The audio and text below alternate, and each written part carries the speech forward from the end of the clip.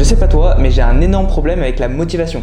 J'ai beaucoup de mal à être motivé et les rares fois où j'arrive enfin à passer à l'action, ça tient jamais très longtemps. Bien sûr, tout comme toi, ça fait 3-4 ans que j'entends parler de la discipline et je te l'accorde, l'idée semble superbe. Être capable de travailler et d'avancer dans ta vie, peu importe ton humeur, ça semble pas mal. Le problème, c'est qu'on ne dit pas tout et surtout, c'est pas si simple. Tous les jours, t'as une certaine jauge de volonté et une fois cette jauge dépassée, il va être presque impossible de se forcer à faire des actions. En plus de ça, je sais pas toi, mais l'idée de travailler toute ma vie en étant déprimé, ça me donne pas trop envie. Au final, je répète toujours le même schéma. Je fais pas grand chose de ma vie, du coup, je suis pas très fier de moi. Je commence à me taper une déterre de bâtard et je me mets à travailler 10 à 12 heures par jour, week-end compris. Vu que je me suis mis au travail et que j'avance dans la bonne direction, tout va bien pour moi. Vu que tout se passe bien, il n'y a plus de problème et j'ai plus de vraies raisons à faire autant d'efforts et de sacrifices. Du coup, un beau jour, je me dis que je peux aller me reposer et je commence à scroller sur les réseaux ou à jouer aux jeux vidéo. Sérieusement, je sais pas qui nous a mis dans le crâne que faire ce genre d'activité c'était du repos. Tout ce que ça fait en général, c'est te niquer ta motivation et te rendre misérable. Bref, en général, à partir du moment où je commence à renforcer ce genre de comportement, il se passe assez peu de temps avant que je commence à dégringoler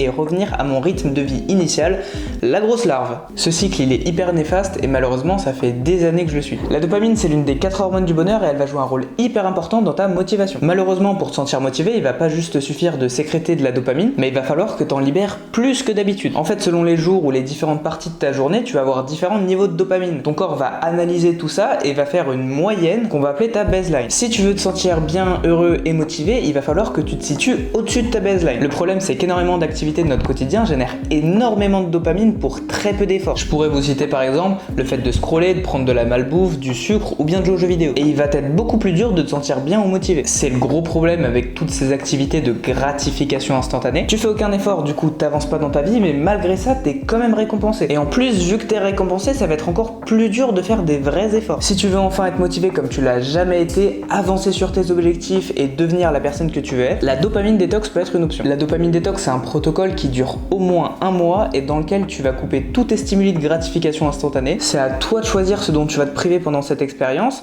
Donc tu peux tout simplement supprimer les réseaux sociaux ou la drogue, mais tu peux aller beaucoup plus loin en supprimant une grande liste d'activités allant jusqu'à la musique. Te couper de toutes ces activités quotidiennes qui te génèrent énormément de dopamine, ça va te permettre de baisser ta baseline. En général, les 14 premiers jours de l'expérience sont les plus compliqués parce que c'est le temps qu'il va te falloir pour changer totalement le niveau de ta baseline. Après cette période de 14 jours que tu aies choisi de faire un mois ou plus, tu vas pouvoir apprécier les effets positifs de tes efforts et enfin avancer sur tes projets. À titre personnel, la dopamine détox, j'en ai déjà fait une et c'est vraiment super, mais je te dirais quand même de faire attention. Malgré le fait que j'avais fait énormément de recherches et regardé plein de vidéos sur le sujet, il y a un truc qu'on m'avait pas du tout dit. Dès que tu vas recommencer tes anciennes activités, elles vont être 10 fois plus puissantes. Vu qu'elles vont te faire 10 fois plus de plaisir, tu vas y passer 10 fois plus de temps et si t'étais pas déjà avant dans l'addiction, t'es sûr d'y aller. Du coup, si tu choisis de faire une dopamine détox, vraiment fais attention quand tu l'arrêtes. À mon avis, fais une demi-heure ou 1 heure par jour des activités que tu fais avant, mais pas plus et vraiment fais attention à ça. À titre personnel, je me suis retrouvé totalement happé par les réseaux sociaux et les jeux vidéo et j'y ai passé 2 semaines sans rien faire d'autre. En plus, de base, j'étais vraiment pas addict. Je suis quelqu'un de base qui fait super attention à ça et normalement, je me gère plutôt bien. Bien que la dopamine détox a été super utile pour moi et m'a vraiment permis d'avancer sur mes projets, dans un premier temps, fais attention à ce que je t'ai dit sur l'addiction et dans un second temps, à mon avis, c'est pas assez. Je suis convaincu qu'on est touché par un problème beaucoup plus profond, mais absolument personne se rend compte de cette problématique. On est incapable de gérer notre motivation et donc de réguler notre dopamine. En fait, ce qu'on fait tous, c'est qu'on attend d'être motivé et une fois qu'on est bien motivé, on va utiliser toute notre motivation pour écraser le plus de travail possible et soi-disant rattraper le temps perdu. En réalité, quand tu fais ça, tu niques ta motivation des 2 prochaines semaines. Faut que tu vois ça comme une piscine. À chaque fois qu'elle va être totalement remplie, tu vas être au maximum de ta motivation et toi, du coup, ce que tu fais, c'est la vider entièrement. Du coup, forcément, c'est plus compliqué et surtout, tu mets beaucoup plus de temps à la re-remplir de nouveau. Ce que je te conseille et surtout ce qui me semble ultra logique, c'est qu'une fois qu'elle est remplie au maximum, tu l'utilises seulement pour aller à 70 ou 50% de son niveau, mais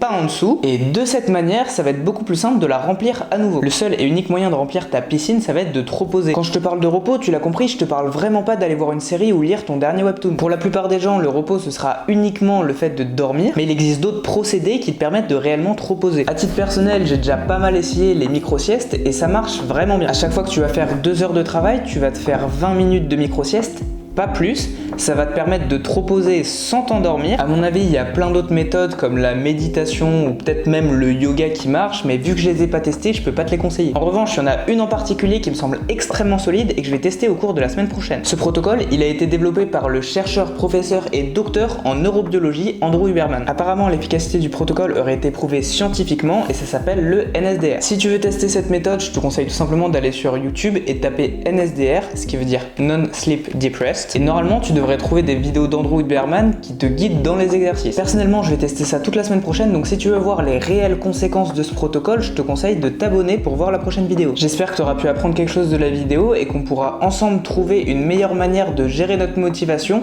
plutôt qu'à travailler de manière disciplinée et être déprimé toute notre vie. Merci d'avoir suivi la vidéo jusque là et je vais te demander de me faire des retours. Que ce soit sur le cadrage, le montage ou encore ma manière de parler, j'aimerais vraiment que tu me donnes des pistes d'amélioration